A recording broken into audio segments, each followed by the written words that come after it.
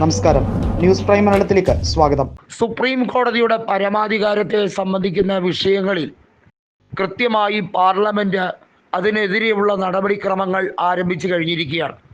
നമുക്കറിയാം, സുപ്രീം കോടതിക്കെതിരെ രൂക്ഷമായ വിമർശനവുമായി രാജ്യസഭാ ചെയർപേഴ്സൺ, അതായത് ഉപരാഷ്ട്രപതിയായ ജഗദീപ് ധൻഖർ കുറച്ചുനാൾ മുമ്പേ തന്നെ വലിയ രീതിയിലുള്ള പ്രസ്താവന നടത്തിയതാണ്. രാഷ്ട്രപതിക്ക് വീറ്റോ അധികാരം ഒന്നും ഇല്ല എന്ന സുപ്രീം കോടതിയുടെ നിരീക്ഷണം കൂടിയാകുമ്പോൾ കുറച്ചുകൂടി വെപ്രാളപ്പെടുകയാണ് കേന്ദ്ര സർക്കാർ. സുപ്രീം കോടതിയിലെ ചീഫ് ജസ്റ്റിസായ സഞ്ജീവ് ഖന്ന നേരത്തെ തന്നെ യശ്വന്ത് വർമ്മയുടെ കേസുമായി ബന്ധപ്പെട്ട വിഷയത്തിൽ അദ്ദേഹത്തിൻ്റെ വീട്ടിൽ നിന്നും വലിയ രീതിയിൽ ചാക്കിൽ നോട്ടുകെട്ടുകൾ കണ്ടുപിടിച്ച സംഭവവുമായി ബന്ധപ്പെട്ട് അദ്ദേഹത്തിനെ നിലവിൽ ഡൽഹി ഹൈക്കോടതിയിൽ നിന്നും മാറ്റാൻ കൊളീജിയം ഉത്തരവിട്ട നടപടിക്രമവുമായി ബന്ധപ്പെട്ടാണ് കേന്ദ്ര സർക്കാർ ഇടപെടൽ നടത്തിയത്. വാസ്തവത്തിൽ കേൾക്കുന്ന ഏതൊരാൾക്കും തോന്നുന്നത് സുപ്രീം കോടതിക്ക് അങ്ങനെ പരമാധികാരം കൊടുത്താൽ അത് ദുരുപയോഗം ചെയ്യുകയില്ലേ എന്ന രീതിയാണ്.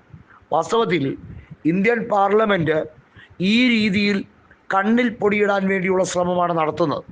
കേന്ദ്ര സർക്കാരിൻ്റെ വെറുമൊരു ഗിമിക്ക് മാത്രമാണിത്. ഇവിടെ യശ്വന്ത് വർമ്മയുടെ കേസല്ല ആധികാരികമായി സംസാരിക്കപ്പെടുന്നത്. സുപ്രീം കോടതി രാഷ്ട്രപതിയെ ശക്തമായി വിമർശിക്കുമ്പോൾ അതിനെതിരെ രക്ഷയ്ക്ക് വരികയാണ് കേന്ദ്ര സർക്കാർ. അതായത് മോദി സർക്കാരിൻ്റെ അജണ്ടകൾ അതേപടി ഒന്ന് വായിച്ചു പോലും നോക്കാതെ ഒപ്പിടുന്ന രാഷ്ട്രപതി ദ്രൗപദി മുർമുവിനെതിരെയുള്ള നീക്കമാണ് സുപ്രീം കോടതി നടത്തിക്കൊണ്ടിരിക്കുന്നത്. പക്ഷേ അതിനെ തടയിടാൻ കേന്ദ്ര സർക്കാർ വളഞ്ഞ വഴിയാണ് സ്വീകരിക്കുന്നത്. കേന്ദ്ര സർക്കാരിൻ്റെ ഈ വളഞ്ഞ വഴി പൊളിച്ചെടുക്കാനാണ് ഇപ്പോൾ സുപ്രീം കോടതി ഓരോ നിമിഷവും നോക്കിക്കൊണ്ടിരിക്കുന്നത്.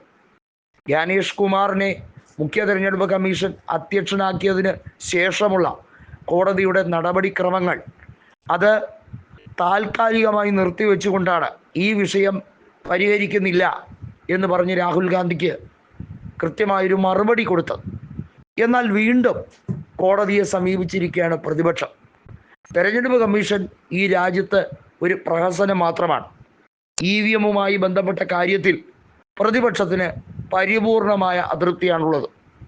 അങ്ങനെ അതൃപ്തി ഉള്ളിടത്തോളം കാലം ഈ ഇലക്ഷനുമായി ബന്ധപ്പെട്ട പ്രക്രിയയിൽ US വരെ പറഞ്ഞിട്ടുള്ളത് ഇത് ടാപ്പറിങ് നടത്താൻ കഴിയും, മാനിപ്പുലേറ്റ് ചെയ്യാൻ കഴിയും. പിന്നെ എന്തിനാണ് ഇങ്ങനെ ഒരു തെരഞ്ഞെടുപ്പ് കമ്മീഷനും ഇത്തരത്തിലുള്ള നാടകവും? ഏകപക്ഷീയമായി BJP ജയിച്ചു എന്ന് എഴുതി കാണിച്ച് ജനാധിപത്യ ഭരണമില്ല, സ്വേച്ഛാധിപത്യമാണ് എന്ന് കാണിച്ചാൽ പോരെ എന്ന ചോദ്യമാണ് സുപ്രീം കോടതി കൃത്യമായി ചോദിക്കുന്നത്.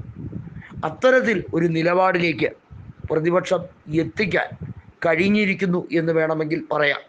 വളരെ വൈകാതെ തന്നെ കേന്ദ്ര സർക്കാരിന് ആ യാഥാർത്ഥ്യം ഉൾക്കൊള്ളേണ്ടി വരും. തെരഞ്ഞെടുപ്പ് പ്രക്രിയയിൽ EVM എടുത്ത് കളയാൻ പോകുന്നു. സുപ്രീം കോടതി തന്നെ അതിനു വേണ്ടിയുള്ള ശുപാർശ അയക്കും എന്ന് വ്യക്തമാകുന്നു.